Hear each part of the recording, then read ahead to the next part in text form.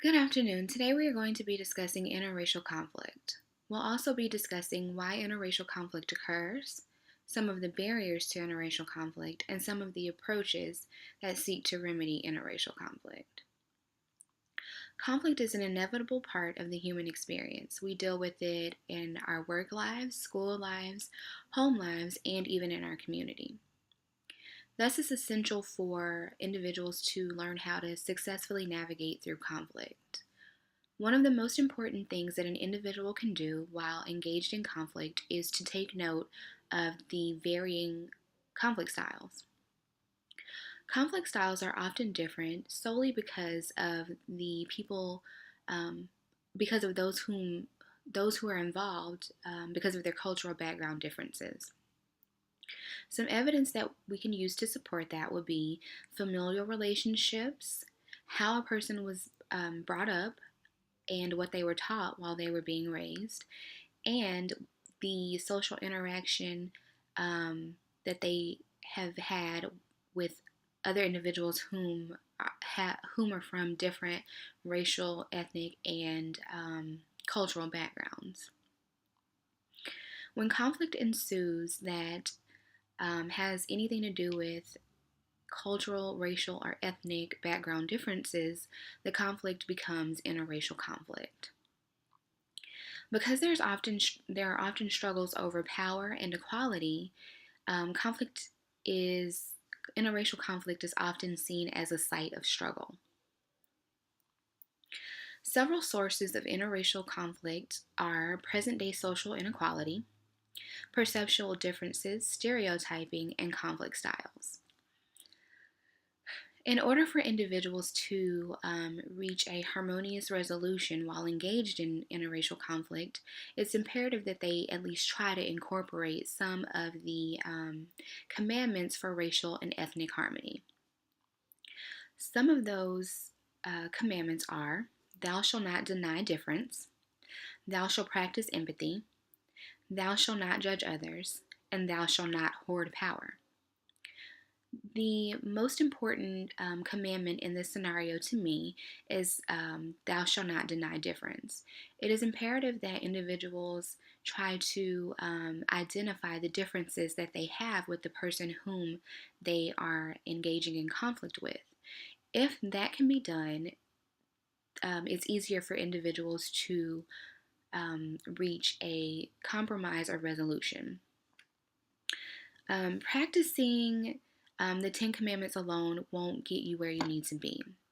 It's also essential for individuals to learn how to spot out or identify potential barriers to interracial communication. Those barriers are racial assumptions, stereotypes, and meta stereotypes. Using myself as an example, if I was engaged with someone who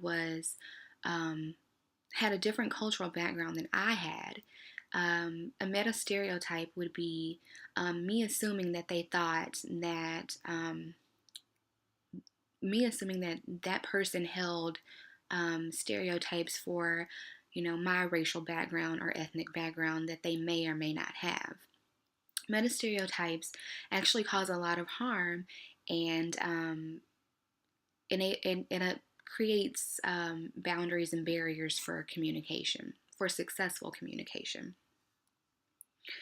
Interracial communication can be remedied by using, or interracial conflict can be remedied by using some of these approaches. One of those approaches would be race relations training. The other would be fostering interracial dialogue, and another would be analyzing one's own interpersonal behavior.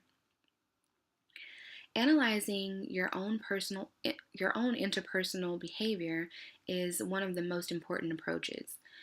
When you're engaged in conflict, if you can look at why you are reacting the way you're reacting with the individual whom you're involved in the conflict with, and whether or not the way you've been raised and the things you've been taught are enabling you or making you create different biases towards that person, then reaching a resolution becomes easier. Um, it allows you to take a step back and really focus on your part in the conflict. Conflict, again, is an inevitable part of the human experience. Consequently, people in relationships find themselves in conflict on a regular basis. When we're in conflict, individuals demonstrate preferences for certain communication styles, and we, as individuals who want to successfully communicate and interact with people from different backgrounds, need to learn how to adapt to those communication styles. Something that is oftentimes learned within various cultural contexts is how to successfully interact with others. An individual's racial and ethnic background, coupled with social interactions, um, the social interactions that they have with family and friends, impacts how they are taught to deal with conflict.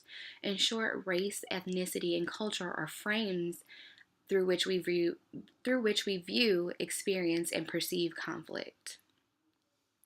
Once individuals have acknowledged cultural differences, have incorporated the Ten Commandments for racial and ethnic harmony, and are able to successfully